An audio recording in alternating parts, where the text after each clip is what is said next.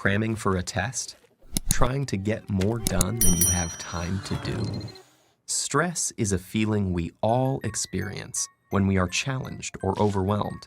But more than just an emotion, stress is a hardwired physical response that travels throughout your entire body.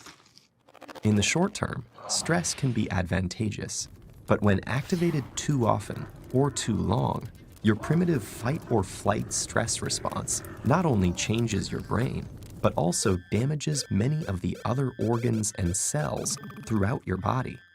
Your adrenal gland releases the stress hormones cortisol, epinephrine, also known as adrenaline, and norepinephrine. As these hormones travel through your bloodstream, they easily reach your blood vessels and heart. Adrenaline causes your heart to beat faster and raises your blood pressure, over time causing hypertension. Cortisol can also cause the endothelium, or inner lining of blood vessels, to not function normally. Scientists now know that this is an early step in triggering the process of atherosclerosis, or cholesterol plaque buildup in your arteries. Together, these changes increase your chances of a heart attack or stroke. When your brain senses stress, it activates your autonomic nervous system. Through this network of nerve connections, your big brain communicates stress to your enteric or intestinal nervous system. Besides causing butterflies in your stomach, this brain-gut connection can disturb the natural rhythmic contractions that move food through your gut, leading to irritable bowel syndrome, and can increase your gut's sensitivity to acid, making you more likely to feel heartburn.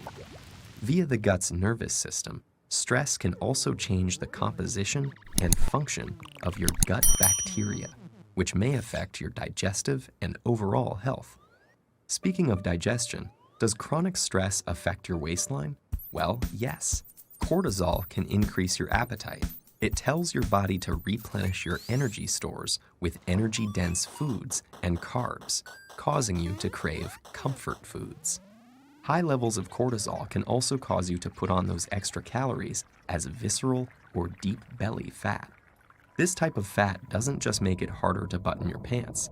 It is an organ that actively releases hormones and immune system chemicals called cytokines that can increase your risk of developing chronic diseases such as heart disease and insulin resistance.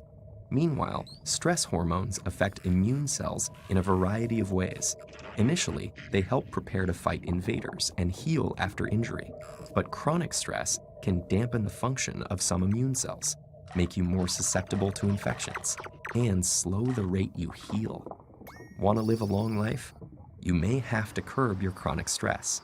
That's because it has even been associated with shortened telomeres, the shoelace tip ends of chromosomes that measure a cell's age.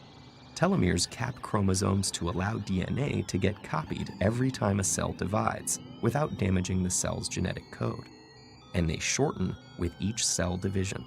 When telomeres become too short, a cell can no longer divide, and it dies.